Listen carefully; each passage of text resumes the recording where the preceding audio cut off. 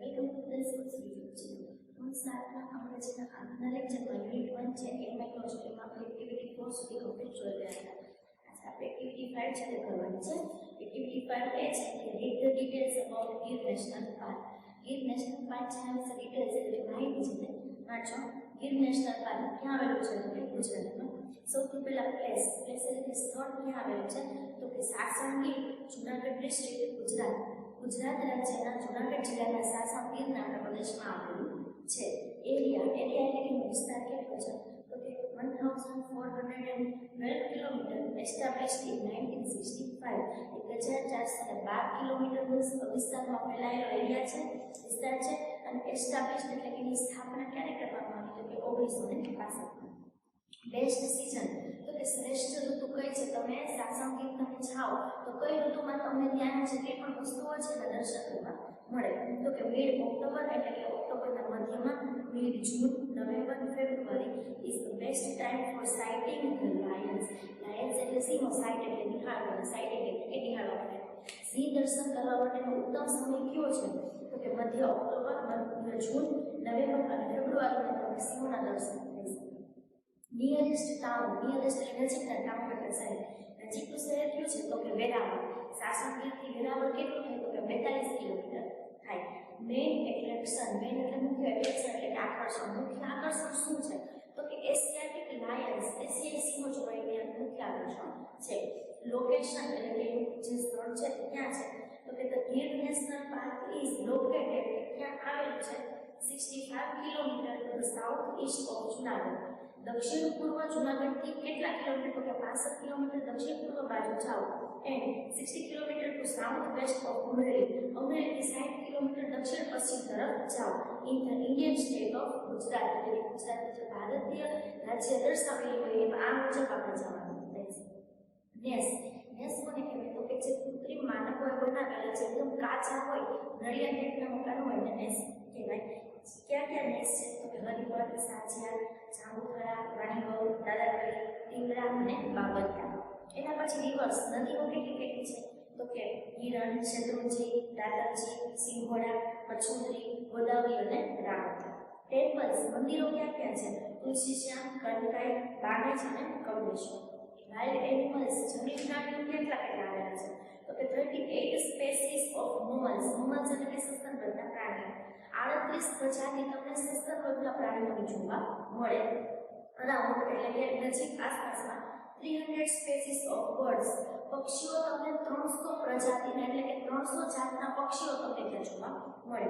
37 spaces of reptiles. Reptiles એટલે કે સરીસૃપ પેટે તેમાં 37 જાતના તમને અલગ અલગ પ્રાણીઓ છે તે જોવા મળે. And more than 2000 species of insects. Insect એટલે કે જંતુઓ. બસ 2000 જેટલા જંતુઓ તમને ત્યાં કેટલી પ્રજાતિ જોવા મળે. ટાઈમિંગ સમય શું છે તો કે મોર્નિંગ સવારના 7 to 11 hours એટલે કે સવારના 7 થી 11 અને આફ્ટરનૂન બપોરે 15 to 17 છે. 15 એટલે કે 3 અને 17 એટલે કે 5 બપોરે 3 થી 5 ના સમયમાં તમને ત્યાં જોવા મળે. ગવર્નિંગ બોડી એટલે કે સંચાલક મંડળ કોણ છે? આ સંચાલક પાર્ક છે એના પ્રાણીઓની દેખભાળ, ત્યાં કોઈ લોકો આવીને છે પ્રાણીઓને નુકસાન ન પહોંચાડે, પ્રાણીઓ બીમાર પડે તો એને શું કરવું એ બધા ધ્યાન રાખવામાં આવે ને ગવર્નિંગ બોડી એટલે કે સંચાલક મંડળ કહેવાય. ફોરેસ્ટ ડિપાર્ટમેન્ટ ઓફ ગુજરાત છે જે સંચાલક મંડળ છે. ઓફિશિયલ વેબસાઇટ છે www.girnationalpark.com. તમે અત્યારે તમારી પાસે ઇન્ટરનેટ કનેક્શન હશે જ, તમે કોઈ પણ બ્રાઉઝરમાં girnationalpark.com નાખીને સર્ચ કરશો તો તમને બધા વિશે માહિતી મળી રહેશે. જય જય ગરવી ગુજરાત. હવે એક્ટિવિટી 5 એ જે આપણે જોઈ ગયા છે એના પ્રશ્ન જવાબ છે તમે ટેક્સ્ટબુકમાં પેજ નંબર 6 પર આપેલા છે આપણે તે કરવાના છે. પહેલો પ્રશ્ન છે how many reverse are in the Gir જંગલ. નેમ ધેમ. ગીર જંગલમાં કેટલી નદીઓ છે તો આપણે આગળ જેટલા નદીઓ રિવર્સ આપેલી છે તે ગણી લઈએ કે 1 2 3 4 5 6 અને 7. કેટલી નદીઓ છે તો કે 7 નદીઓ છે. તો જવાબ કઈ રીતે લખશું કે there are 7 rivers in the Gir જંગલ.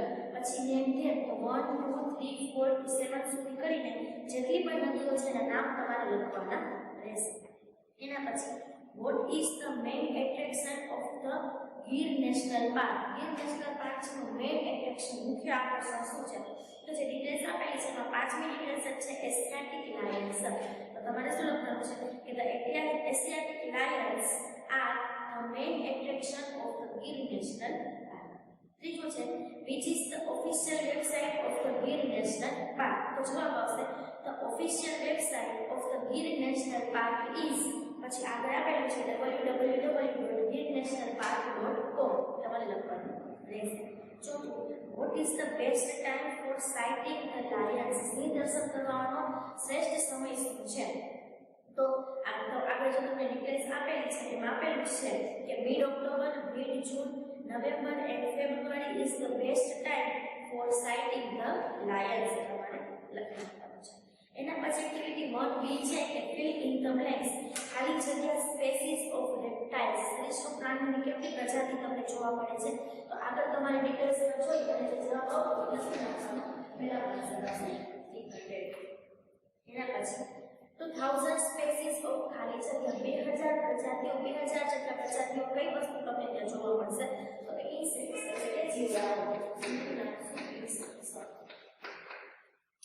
થર્ડ વન છે વેરાવળ ટાઉન ઇઝ ખાલી જગ્યા kilometre far from the Gir national park. Far એટલે કે દૂર.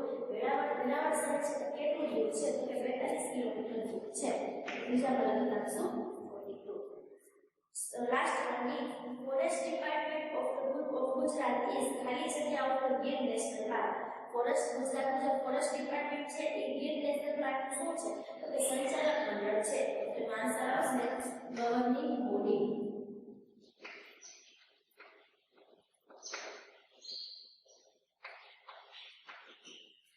ચાર ખાલી જગ્યા છે તમારે ટેક્સ્ટબુકમાં લખવાની છે. હવે નીચે નકશો આપેલો છે ગીર નેશનલ પાર્ક અને વાઇલ્ડ લાઇફ સેન્ચ્યુરીનો. આ એક્ટિવિટી છે તમારે નકશો દોરવાનો છે. જેટલી પણ ડિટેલ્સ અહીં આપેલી છે એ તમે રીડ કરતા જાજો અને કઈ રીતે દોરવાનો છે એ તમને અહીંયા નકશો આપેલો છે એમાં તમારે દોરવાનો રહેશે. વ્યવસ્થિત વાંચતા જાજો. એક પછી વસ્તુ છે હોમવર્ક એક્ટિવિટી છે આપણે કરવાની છે. અને નેક્સ્ટ લેક્ચરમાં આપણે એક્ટિવિટી 6 શરૂ કરશું ફ્રોમ કેડી ટુ રોડ વાયા લક્ષ્મી. બહુ સરસ મજાનો પાઠ છે, મજા આવશે. આ પાઠ આપણે શરૂ કરીએ મુખ્ય પાઠ પહેલા તમારા રીડરમાંથી આના સ્પેલિંગ છે એકવાર વાંચી જવાના રહેશે.